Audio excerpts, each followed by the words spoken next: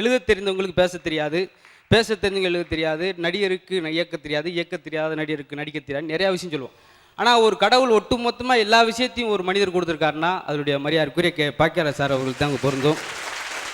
D Ramarao இருப்பார், அவர் வந்து யமதர்ம வேஷமெல்லாம் போடுவாராம் சில நேரங்களில்.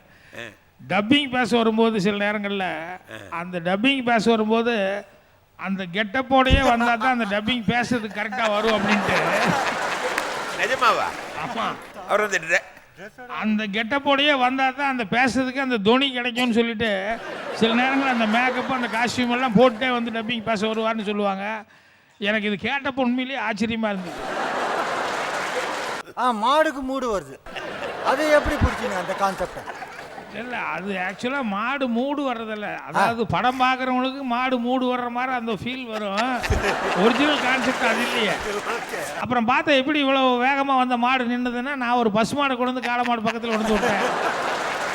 ஸோ இப்போ எல்லோரும் என்ன நினைப்பாங்க, காளை மாடு பக்கத்தில் பசு மாடு அப்படின்னு சொல்லி சொன்னோடனே ஆட்டோமேட்டிக்காக கண்ட்ரோல் ஆயிடுச்சு அப்படின்னு நினைப்பாங்க. ஆனால் கடைசியில் நான் எக்ஸ்ப்ளனேஷன் கொடுக்கும்போது என்ன கொடுத்தேன், காளை மாடோட தாய் பசுமாடு அப்படின்னு சொல்லிட்டேன். மதர் சென்டிமெண்ட்ல கண்ட்ரோல் பண்ணிட்டேன் அப்படின்னு சொல்லிட்டேன்.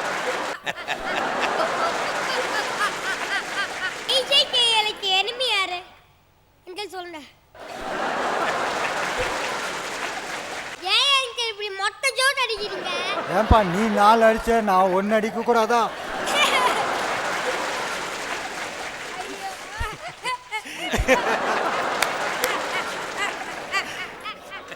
ஏம்பா பர்ஃபார்ம் பண்ணுறியா இல்லை என்ன கிண்டல் பண்ணுறியா?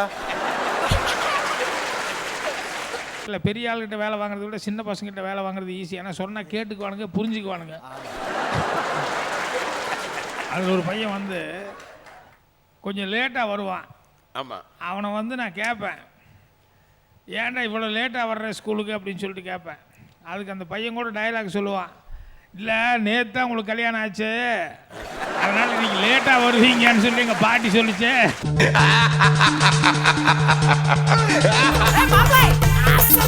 பாசமிகு பார்வையாளருக்கு நல்லது ஒரு நன்றி வணக்கத்தை சொல்வதில் மிக்க மகிழ்ச்சி. எல்லாத்துக்கும் மேலாக இன்றைய நிகழ்ச்சி சிறப்பிக்க வந்துள்ள சிறப்பு விருந்தினர், இந்த ஒரு அற்புதமான சிறப்பு விருந்தினர். ஏன்னா எழுத தெரிந்தவங்களுக்கு பேச தெரியாது, பேச தெரிஞ்சவங்க எழுத தெரியாது, நடிகருக்கு இயக்க தெரியாது, இயக்க தெரியாத நடிகருக்கு நடிக்க தெரியாது, நிறையா விஷயம் சொல்லுவோம். ஆனால் ஒரு கடவுள் ஒட்டு மொத்தமாக எல்லா விஷயத்தையும் ஒரு மனிதர் கொடுத்துருக்காருன்னா அதனுடைய மரியாதைக்குரிய பாக்கியராஜ் சார் அவர்களுக்கு தான் பொருந்தும். அற்புதமான சிறப்பு விருந்தினர் அவர்கள் இன்னைக்கு நிகழ்ச்சிக்கு வருவரும் வரவேற்பதில் மிக்க மகிழ்ச்சி. கவிப்பேரர் சொல்லுவாங்க, ஏன் இன்னைக்கு உள்ள சூழ்நிலை சிரிக்கணும் அப்படின்றக்காக, எந்த உதடும் பேச தெரிந்த சர்வதேச மொழி இந்த சிரிப்பு அப்படின்வார். தருபவன் பெறுபவன் 2 பேருக்குமே இழப்பில்லாத ஒரு செல்வம் அப்படின்வார். பூக்க தெரியாத செடியெடுக்கு வண்டுகளின் வாடிக்கை இல்லை அப்படின்வார். அதனால் சிறு சிறு சொர்க்கம் சிரிப்பு, ஜீவ அடையாளம் சிரிப்பு அப்படின்வார். அதுக்காகத்தான் அதுக்கு நம்ம இவ்வளோ முக்கியத்துவம் கொடுத்து சிரிக்கிறது. ஏன்னா சிரிக்கிறதுக்கெலாம் சில நாள்லாம் பார்த்துக்கிட்டு இருக்காங்க. ஒரு கூட்டத்தில் எல்லாம் சிரிச்சுக்கிட்டு இருக்கேன், ஒரு ஆள் மட்டும் அப்படியே குருன்னு குரங்கு ரத்தம் குடிச்ச மாதிரி கோவத்தோடு உட்காந்துருக்கேன். என்னையா அப்படின்னா, இன்னைக்கு ஞாயிற்றுக்கிழமை லீவு அப்படின்றான். சிரிப்புக்கும் லீவு விடுறவெல்லாம் இருக்கேன். அதெல்லாம் இருக்கக்கூடாது. அதனால ஞாயிற்றுக்கிழமை நம்ம நிகழ்ச்சி வச்சு எல்லாரும் சிரிக்கின்றக்காக வச்சது. ஏன்னா எல்லா சிரிப்பு நம்ம சொல்லுவோம், எங்கே இல்லைங்க எல்லா இடத்துலையும் இருக்குது. இப்போ மேடை சொல்கிறோம், கலை மேடை சில இடத்துல கொலை மேடையா மாதிரி தெரியுமா, சில பேசுகிற பேச்சில் சொல்லியிருக்காங்க. அந்த தலைவர் பேசுகிறாருன்னா, மேடையில் பேசுகிறாருன்னா அப்படியே நெருப்பு பறக்குமுங்க, அப்புறம் செருப்பு பறக்குமுங்க. நியாயமாக பேசினா தான் நம்மளால் ஏற்றுக்கிறியா, ஏதாச்சும் உளரணும்னா அப்படி தான் போயிடும். அப்புறம் சொல்லியிருக்காங்க, இந்த பாடகர் பெல் அடித்தா மணி அடித்தா பாடிடுவார், அப்புறம் சரி கல்லை வச்சு அடித்தோம்னா பாட்டை நிறுத்திடுவார். ஒன்று சொல்லிக்கிறது மேடை நிகழ்ச்சியில். இது கொஞ்சம் இன்னொன்று, ஒரு சபையில் பேச்சு பின்னி எடுத்துக்கிட்டு இருக்காரு பயங்கரமாக, எல்லாம் சரி ஒரு ஆள் மட்டும் அச்சுன்னு தும்மிக்கிட்டே இருக்கேன். டிஸ்டர்ப் இருக்கேன், ஏன் தும்மிக்கிட்டே இருக்க, சும்மா இருங்க. அந்த ஆள் பொடி வச்சு பேசுகிறாரு, பேச்சில் பொடி வச்சு பேசுகிறா, மேடையிலேருந்துமா பொடி வரும். அது ஒன்று. அது மாதிரி மேடை நிகழ்ச்சியில் நம்ம மக்கள்கிட்ட எதுக்கு நகைச்சுவனருக்கு தமிழ் மக்கள் கொஞ்சம் கூட பஞ்சம் இல்லைன்னு சொல்ல முடியும். காரணம், எமன் எருமாட்டில் வந்தால் கூட அந்த எருமாட்டில் 3 லிட்டர் பாலை கறந்து அவர்கிட்டயே டீ போட்டு கொடுப்பாங்க எமனுக்கே. அப்படியால் நம்மால். டி ராமராவ் இருப்பார், அவர் வந்து யமதர்ம வேஷமெல்லாம் போடுவாராம் சில நேரங்களில். டப்பிங் பேச வரும்போது சில நேரங்களில் அந்த டப்பிங் பேச வரும்போது அந்த கெட்டப்போடையே வந்தால் தான் அந்த டப்பிங் பேசுறதுக்கு கரெக்டாக வரும் அப்படின்ட்டு. நிஜமாவா? ஆமாம், அவர் அந்த கெட்டப்போடையே வந்தால் தான் அந்த பேசுறதுக்கு அந்த துணி கிடைக்கும்னு சொல்லிட்டு சில நேரங்களில் அந்த மேக்கப் அந்த காஸ்டியூம் எல்லாம் போட்டே வந்து டப்பிங் பேச வருவார்னு சொல்லுவாங்க. எனக்கு இது கேட்டப்போ உண்மையிலேயே ஆச்சரியமாக இருந்தது. ஒரு தடவை டப்பிங் தேட்டர் இன்ஜினியரை வந்து அந்த கெட்டப்போட வந்து அந்த யமதர்மமார காலையில் 5 மணிக்கு டப்பிங் பேசுறதுக்கு அவர் 4 மணிக்கெல்லாம் எந்திரிச்சு 5 மணிக்கெல்லாம் ரெடி ஆகிறாரு. டப்பிங் பேச 4:30 மணிக்கு அந்த இன்ஜினியர் வந்து கதவை தட்டி எழுப்பினார். இந்த கெட்டப்பில் இருந்தால் யமதர்மமார கெட்டப்பில் வந்து கதவை தட்டினா எப்படி இருக்கு? கதவை திறந்து அவர் பார்த்து மயக்கம் போட்டார் அப்படின்னு. அந்த மாதிரி சில பேருக்கு மூடு வர்றது. மூடுன்னு சொன்னீங்க. அந்த ஒரு ஊர்ல ஒரு ராஜ்குமாரி அந்த படத்துல மாடு கத்துற மேட்ரு. மாடுக்கு மூடு வருது. மாடுக்கு மூடு வருது. அது எப்படி பிடிச்சிங்க அந்த கான்செப்டை? இல்லை, அது ஆக்சுவலாக மாடு மூடு வர்றதில்ல. அதாவது படம் பார்க்குறவங்களுக்கு மாடு மூடு வர்ற மாதிரி அந்த ஃபீல் வரும். ஒரிஜினல் கான்செப்ட் அது இல்லையே. இல்லை, காளை மாடு வந்து வருது அப்படின்னு சொன்னோம்னா யூஸ்வலாக அந்த படங்க பார்க்குறவங்க என்ன நினைப்பாங்க, காளை மாடு வருதுன்னா ஹீரோ உடனே ஓடி வருவார், வந்தோடனே பயங்கரமாக ஃபைட் பண்ணி ஏதோ வந்து அடக்க போகிறாரு, அந்த கொம்பை பிடிச்சி முறுக்குவார், அதை பண்ணுவார், இதை பண்ணுவார், இதுதானே எல்லாம் எதிர்பார்த்துருப்பாங்க. காலகாலத்தில் நடக்கிறது அது தானே. ஸோ வருதுன்னு சொன்னோடனே இப்போ என்ன காமிச்சோன்னே ஏதோ பயங்கரமாக பண்ண போகிறாங்கிற மாதிரி பில்டப் கொடுத்துட்டு அந்த காளை மாடு வந்தது அப்படியே ஃபோர்ஸாக வந்தது நின்னது அப்படின்னு நானும் வர்றேன் எங்கள் க்ளோஸ்அப்பும் காமிச்சு அப்புறம் எப்படிற கண்ட்ரோலாக நிற்கிது அப்படின்னு சொன்னால் கொஞ்சம் நேரம் பில்டப் கொடுத்துட்டு அப்புறம் பார்த்தா எப்படி இவ்வளோ வேகமாக வந்த மாடு நின்றுதுன்னா நான் ஒரு பசு மாடு கொண்டு வந்து காளை மாடு பக்கத்தில் கொண்டு விட்டேன். ஸோ இப்போ எல்லோரும் என்ன நினைப்பாங்க, காளை மாடு பக்கத்தில் பசு மாடு அப்படின்னு சொல்லி சொன்னோடனே ஆட்டோமேட்டிக்காக கண்ட்ரோல் ஆயிடுச்சு அப்படின்னு நினைப்பாங்க. ஆனால் கடைசியில் நான் எக்ஸ்ப்ளனேஷன் கொடுக்கும்போது என்ன கொடுத்தேன், காளை மாடோட தாய் பசுமாடு அப்படின்னு சொல்லிட்டேன், மதர் சென்டிமெண்ட்டில் கண்ட்ரோல் பண்ணிட்டேன் அப்படின்னு சொல்லிட்டேன்.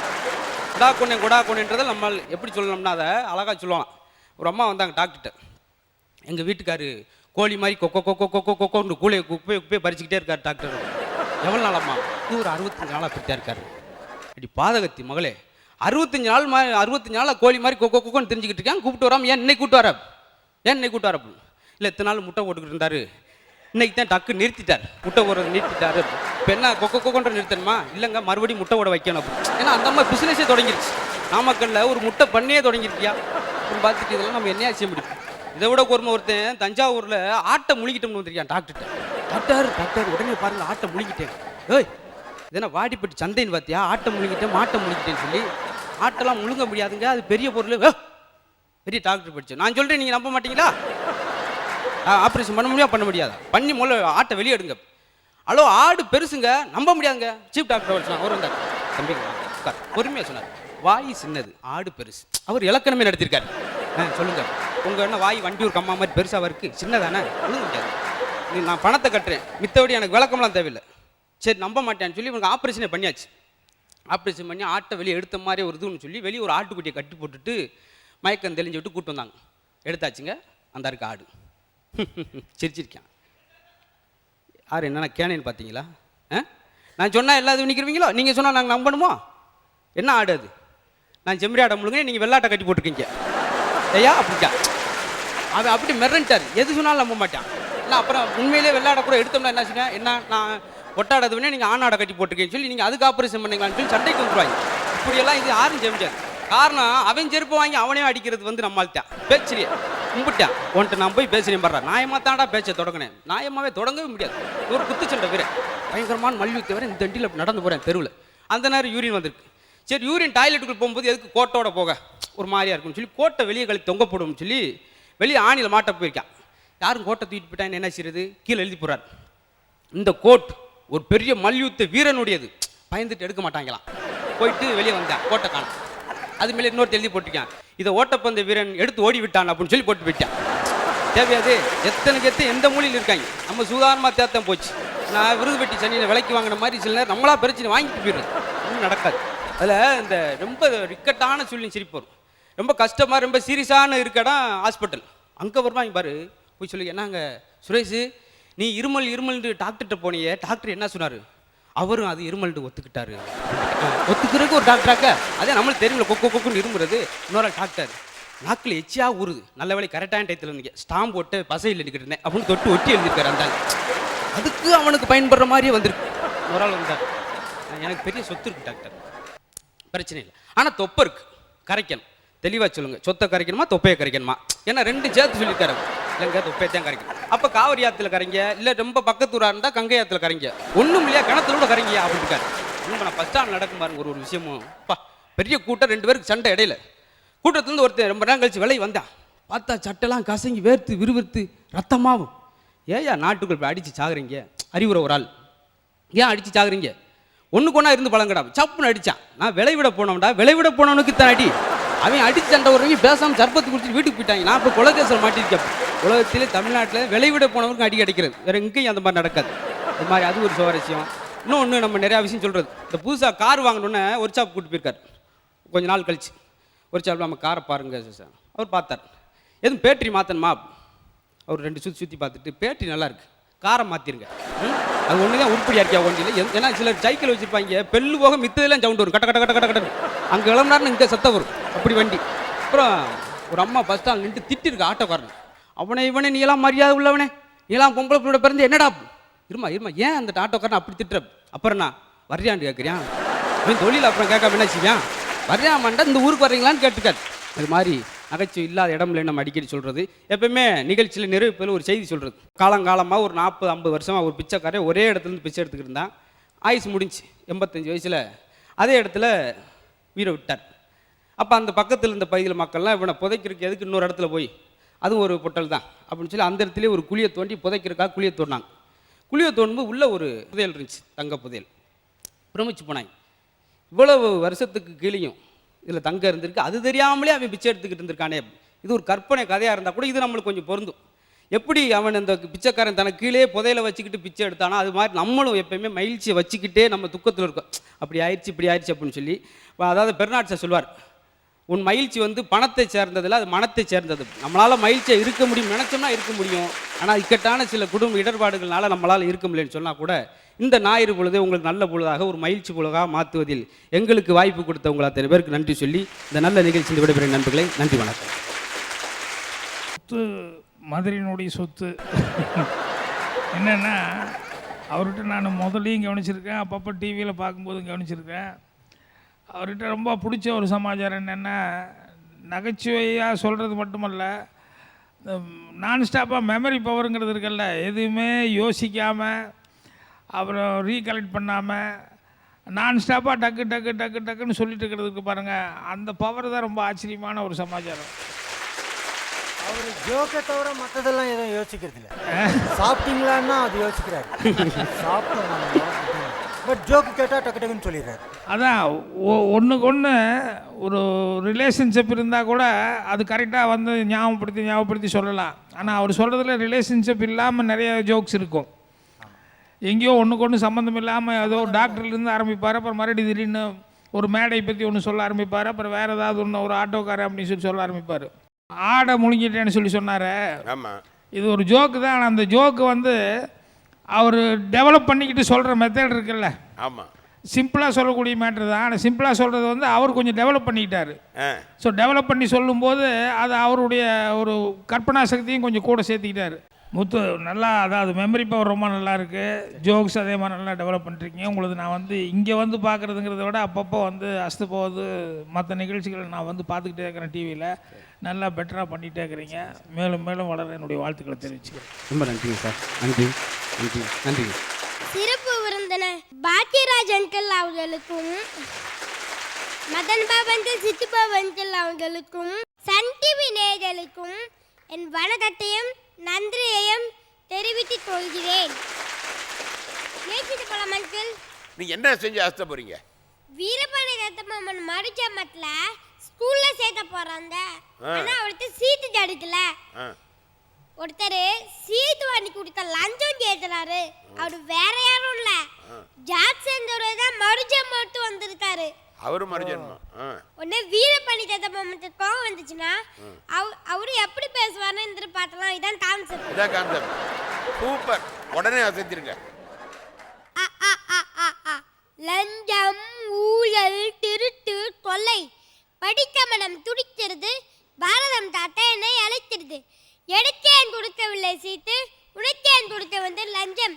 என்னுடன் பள்ளிக்கு வருவாயா, புத்தகம் வண்டி தருவாயா, படிப்பு புரியவில்லை என்றால் டியூஷன் சொல்லி கொடுப்பாயா, யூனிஃபார்ம் துவைத்து போடுவாயா, படம் வரைந்து வண்ணம் தீட்டி தருவாயா, அவசரத்தில் என் வகுப்பறை கைப்படையாத மாறிவிட்டால் எனக்கு தலை விட்டு படிப்புடுவாயா, அல்லது மாமா மாமனா மச்சானா மானம் கெட்டவனே எடுத்து கேட்ட லஞ்சம் யாரை கேட்ட பணம் தரமான கல்வி கேட்டு சீட்டு கிடைக்காத என் போன்ற சிறுவர் கூட்டம் உன் போன்ற லஞ்சம் வாங்கும் கைகளே பென்சில் சிபிது போல் சீவி தலைகளை நெட்டத்தில் போல் குவித்து விதம் ஜாத்தது.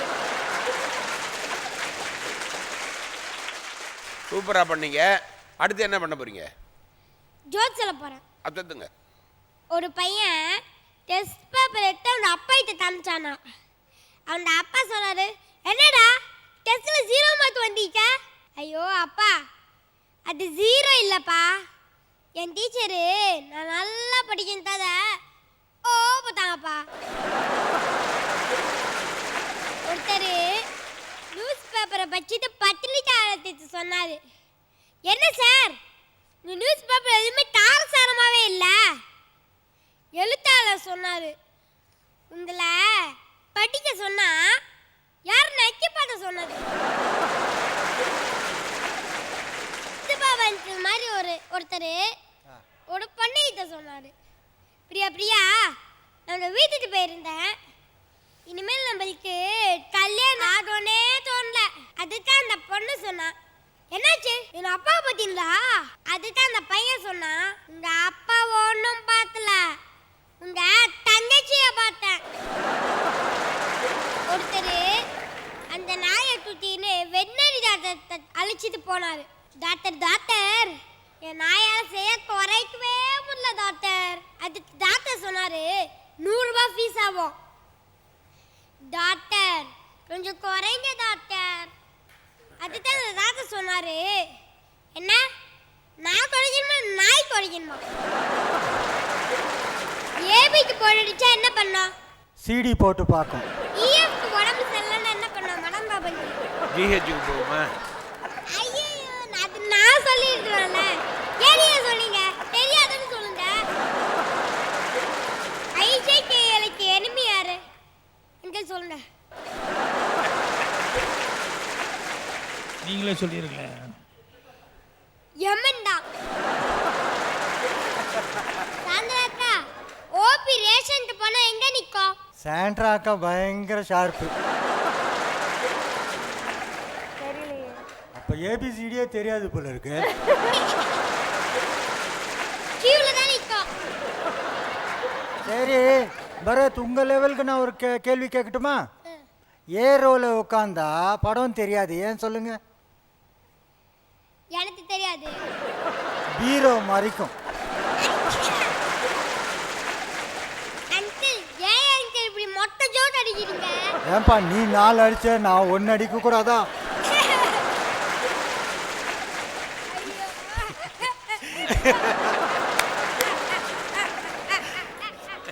ஏன்பா பர்ஃபார்ம் பண்றியா இல்லை என்ன கிண்டல் பண்றியா?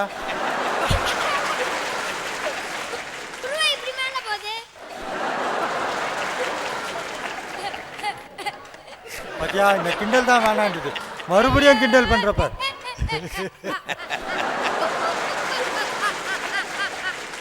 ஓகே பாக்யராஜ் சார், இவருடைய பர்ஃபார்மன்ஸ் பத்தி சொல்லுங்க. அதாவது அங்கிள் இப்பதான் இதை சொல்லணும். இன்னும் சொல்லணுமா? இன்னும் எங்களுக்கு சோதனை இருக்கா? சரி ஓகே சொல்லுங்க. ஆர்எஸ் தலை வலிச்ச என்ன பண்ணும்? டீ தான் குடிக்கும்.